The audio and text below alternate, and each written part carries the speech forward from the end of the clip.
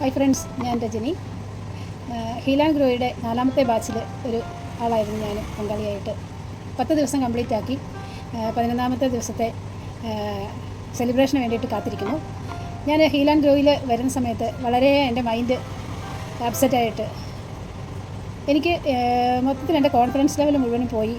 ഞാൻ ആകെ ഒരു ഡൗൺ ആയ അവസ്ഥയായിരുന്നു.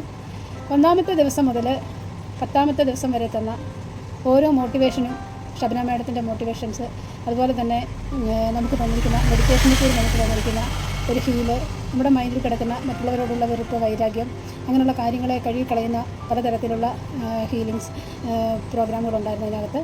പിന്നെ അതുപോലെ തന്നെ നമുക്ക് കോൺഫിഡൻസ് ഇല്ലാത്ത, നമ്മളെ തിരിച്ചറിയാത്ത ഒരുപാട് കഴിവുകൾ നമുക്കുണ്ട്.